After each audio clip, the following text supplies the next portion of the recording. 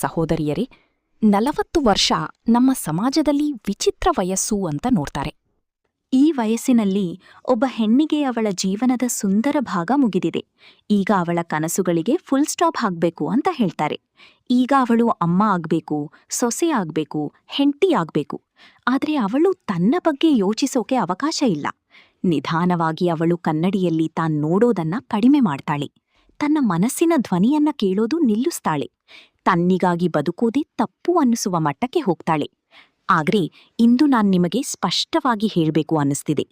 40 ವರ್ಷ ಕುಸಿಯುವ ವಯಸ್ಸಲ್ಲ, ಇದು ಎಚ್ಚರಿಕೆಯ ವಯಸ್ಸು. ಈ ಹಂತದಲ್ಲಿ ನಿಮಗೆ ಅನುಭವ ಇದೆ, ಅರ್ಥ ಮಾಡಿಕೊಳ್ಳುವ ಶಕ್ತಿ ಇದೆ. ಯಾವ ಸಂಬಂಧಕ್ಕೆ ಎಷ್ಟು ಮಹತ್ವ ಕೊಡಬೇಕು, ಎಲ್ಲಿ ನಿಮ್ಮನ್ನು ನೀವು ಕಾಪಾಡ್ಕೊಳ್ಬೇಕು ಅನ್ನೋದನ್ನ ನೀವು ತಿಳಿದುಕೊಂಡಿದ್ದೀರಾ. ಆದ್ರೆ ಸಮಸ್ಯೆ ಏನಂದ್ರೆ, ಈ ವಯಸ್ಸಿಗೆ ಬಂದಾಗ ನಾವು ಕೆಲವೊಂದು ಹವ್ಯಾಸಗಳನ್ನು ಬೆಳೆಸ್ಕೊಳ್ತೇವೆ. ಅವು ನಿಧಾನವಾಗಿ ನಮ್ಮನ್ನ ಒಳಗಿನಿಂದ ಖಾಲಿ ಮಾಡ್ತವೆ. ಈ ಮಾತು ನಿಮ್ಮನ್ನ ಹೆದರಿಸಲು ಅಲ್ಲ, ಎಚ್ಚರಿಸಲು. ಇದೇ ಹವ್ಯಾಸಗಳನ್ನ ಮುಂದುವರಿಸಿದ್ರೆ ಮುಂದಿನ 20-25 ವರ್ಷಗಳು ಸೊರಗಾಟ, ರೋಗಗಳು, ತೃಪ್ತಿಯಿಲ್ಲದ ಬದುಕಿನಲ್ಲಿ ಹೋಗಿಬಿಡ್ತವೆ. ಆದ್ರೆ ಇಂದು ಕೆಲವು ಹವ್ಯಾಸಗಳನ್ನ ಬೆಳೆದ್ರೆ ಇದೇ ವಯಸ್ಸು ನಿಮ್ಮ ಜೀವನದ ಅತ್ಯಂತ ಶಾಂತ, ಸ್ವಾಭಿಮಾನ ತುಂಬಿದ ಸಮಯವಾಗಬಹುದು. ಮೊದಲ ಹವ್ಯಾಸ, ಎಲ್ಲರನ್ನೂ ಖುಷಿಪಡಿಸ್ಬೇಕು ಅನ್ನೋದು. ಚಿಕ್ಕ ವಯಸ್ಸಿನಿಂದಲೇ ಒಳ್ಳೆಯ ಹೆಣ್ಣು ಅಂದ್ರೆ ಮೌನವಾಗಿರ್ಬೇಕು, ಇಲ್ಲ ಅಂದ್ರೆ ಹೇಳ್ಬಾರ್ದು, ತನ್ನನ್ನ ಸಂಪೂರ್ಣ ತ್ಯಾಗ ಮಾಡಬೇಕು ಅಂತ ಕಲಿಸ್ತಾರೆ. 40ಕ್ಕೆ ಬಂದಾಗ ನಾವು ನಮ್ಮನ್ನೇ ಮರೆತು ಬಿಡ್ತೇವೆ. ನಮಗ್ ಏನಿಷ್ಟ ಇಲ್ಲ ಅನ್ನೋದೂ ಗೊತ್ತಾಗೋದಿಲ್ಲ. ಸೊರಗಿದ್ರೂ ನಗುತ್ತೀವಿ, ಮನಸ್ಸಿಗಿಷ್ಟ ಇಲ್ಲದದ್ರೂ ಸರಿ ಅಂತ ಹೇಳ್ತೀವಿ. ಈಗ ನಿಲ್ಲಿಸೋ ಸಮಯ ಬಂದಿದೆ. ಎಲ್ಲಕ್ಕೂ ಹೌದು ಅನ್ನೋದನ್ನ ಬಿಡಿ. ಸೊರಗಿದ್ರೆ ಅದು ತಪ್ಪಲ್ಲ, ಮನಸ್ಸಿಲ್ಲ ಅಂದ್ರೆ ಇಲ್ಲ ಅಂತ ಹೇಳಿ. ನಿಮ್ಮ ಆರೋಗ್ಯ, ನಿಮ್ಮ ಶಾಂತಿ ಮುಖ್ಯ. ನಿಮ್ಮನ್ನ ಮೊದಲಿಗೆ ಇಡೋದು ಸ್ವಾರ್ಥ ಅಲ್ಲ, ಅದು ಸ್ವಾಭಿಮಾನ. ಎರಡನೇ ಹವ್ಯಾಸ, ಆರೋಗ್ಯವನ್ನು ಕಡೆಗಣಿಸುವುದು. ಮೊದಲು ಮನೆ ಕೆಲಸ ಮುಗಿಸ್ತೀನಿ, ನಂತರ ನೋಡ್ಕೊಳ್ತೀನಿ ಅಂತ ಎಷ್ಟು ಬಾರಿ ಹೇಳಿದ್ದೀರಿ? 40ರ ನಂತರ ಇದು ಅಪಾಯಕರ. ದೇಹದಲ್ಲಿ ಬದಲಾವಣೆಗಳಾಗುತ್ತವೆ, ಹಾರ್ಮೋನ್ಸ್ ಬದಲಾಗುತ್ತವೆ, ಎಲುಬುಗಳು ದುರ್ಬಲವಾಗುತ್ತವೆ, ನಿದ್ರೆ ಕಡಿಮೆಯಾಗುತ್ತದೆ, ಸೊರಗು ಹೆಚ್ಚಾಗುತ್ತದೆ. ಇಂದೇ ನಿರ್ಧಾರ ಮಾಡಿ, ಆರೋಗ್ಯವನ್ನು ಕೊನೆಯ ಸ್ಥಾನದಲ್ಲಿ ಇಡಬೇಡಿ. ಪರಿಶೀಲನೆ ಮಾಡಿಸಿ, ಸ್ವಲ್ಪ ನಡೆಯಿರಿ, ಯೋಗ ಮಾಡಿ, ಆಹಾರದಲ್ಲಿ ಗಮನ ಕೊಡಿ. ನೀವು ಆರೋಗ್ಯವಾಗಿದ್ದರೆ ಮನೆ ಕೂಡ ಆರೋಗ್ಯವಾಗಿರುತ್ತದೆ. ಮೂರನೆಯ ಹವ್ಯಾಸ, ನಿಮ್ಮನ್ನು ಇತರರ ಜೊತೆ ಹೋಲಿಕೆ ಮಾಡುವುದು. ಇತರರ ರೂಪ, ಚರ್ಮ, ಮಕ್ಕಳ ಯಶಸ್ಸು ನೋಡಿ ನಾವು ನಮ್ಮನ್ನ ಕಡಿಮೆ ಅಂದ್ಕೊಳ್ತೀವಿ. ಸೋಷಿಯಲ್ ಮೀಡಿಯಾ ಇದನ್ನು ಇನ್ನೂ ಹೆಚ್ಚಿಸಿದೆ. ಆದ್ರೆ ಪ್ರತಿಯೊಬ್ಬ ಮಹಿಳೆಯ ಪ್ರಯಾಣ ವಿಭಿನ್ನ.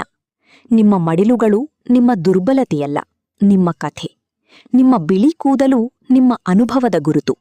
ನಿಮ್ಮನ್ನ ನೀವು ಒಪ್ಪಿಕೊಳ್ಳಿ, ಅದೇ ನಿಜವಾದ ಸೌಂದರ್ಯ. ನಾಲ್ಕನೇ ಹವ್ಯಾಸ, ಹಳೆಯ ಪಶ್ಚಾತ್ತಾಪಗಳನ್ನು ಹೊತ್ತುಕೊಂಡು ಹೋಗುವುದು. ಹಿಂದಿನದು ಬದಲಾಯಿಸಲು ಸಾಧ್ಯವಿಲ್ಲ, ಆದರೆ ಇಂದನ್ನು ಸುಂದರ ಮಾಡಬಹುದು. ಹೊಸ ಹವ್ಯಾಸ, ಹೊಸ ಕೌಶಲ್ಯ, ಹೊಸ ಕನಸು. ಇನ್ನೂ ತಡವಾಗಿಲ್ಲ. ಐದನೇ ಹವ್ಯಾಸ, ನಿದ್ರೆ ಮತ್ತು ವಿಶ್ರಾಂತಿಯನ್ನು ಕಡೆಗಣಿಸುವುದು. ಎಲ್ಲ ಕೆಲಸ ಮುಗಿಸಿ ನಂತರ ಮಾತ್ರ ಮಲಗ್ತೀವಿ, ಮತ್ತೆ ಬೆಳಿಗ್ಗೆ ಬೇಗ ಎದ್ಕೊಳ್ತೀವಿ. ಆದರೆ 40ರ ನಂತರ ದೇಹಕ್ಕೆ ವಿಶ್ರಾಂತಿ ಬೇಕು. ನಿದ್ರೆ ಇಲ್ಲದಿದ್ದರೆ ಕೋಪ, ತೂಕ ಹೆಚ್ಚಳ, ರಕ್ತದ ಒತ್ತಡ, ಹೃದಯ ಸಮಸ್ಯೆಗಳು ಬರುತ್ತವೆ. ವಿಶ್ರಾಂತಿ ಆಲಸ್ಯ ಅಲ್ಲ, ಅದು ಅಗತ್ಯ. ಆರನೇ ಹವ್ಯಾಸ, ನಾನು ಕೇವಲ ಹೌಸ್ ವೈಫ್ ಅನ್ನೋದು.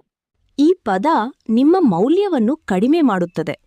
ನೀವು ವೇತನವಿಲ್ಲದೆ, ಪ್ರಶಂಸೆಯಿಲ್ಲದೆ ಸಂಪೂರ್ಣ ಮನೆ ನಡೆಸುವವರು.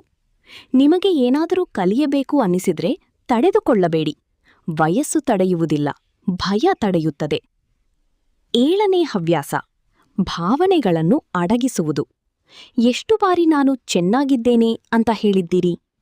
ಅಡಗಿಸಿದ ಭಾವನೆಗಳು ಒತ್ತಡ, ಕೋಪ, ರೋಗಗಳಾಗಿ ಬದಲಾಗುತ್ತವೆ. ಯಾರಾದರೂ ಜೊತೆ ಮಾತಾಡಿ ಅಥವಾ ನಿಮ್ಮ ಜೊತೆ ನಿಮ್ಮೇ ಮಾತನಾಡಿ. ಭಾವನೆಗಳನ್ನು ಅಡಗಿಸಿದರೆ ಅವು ಮಾಯವಾಗುವುದಿಲ್ಲ. ಎಂಟನೇ ಹವ್ಯಾಸ, ನಿಮ್ಮಗಾಗಿ ಖರ್ಚು ಮಾಡಿದಾಗ ಅಪರಾಧ ಭಾವನೆ.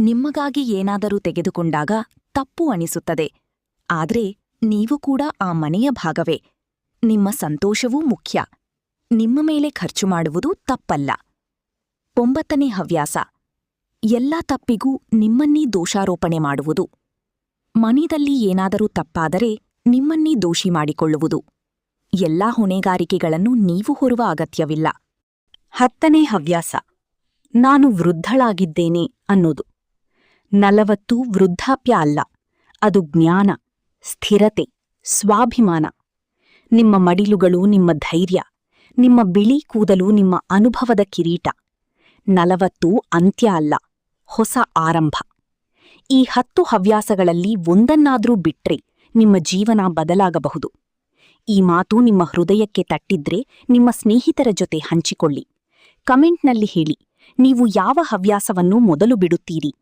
ವಿಡಿಯೋ ಇಷ್ಟವಾದ್ರೆ ಲೈಕ್ ಮಾಡಿ ಸಬ್ಸ್ಕ್ರೈಬ್ ಮಾಡೋದನ್ನು ಮರೆಯಬೇಡಿ ಮುಂದಿನ ವಿಡಿಯೋದಲ್ಲಿ ಮತ್ತೆ ಭೇಟಿಯಾಗೋಣ ಧನ್ಯವಾದಗಳು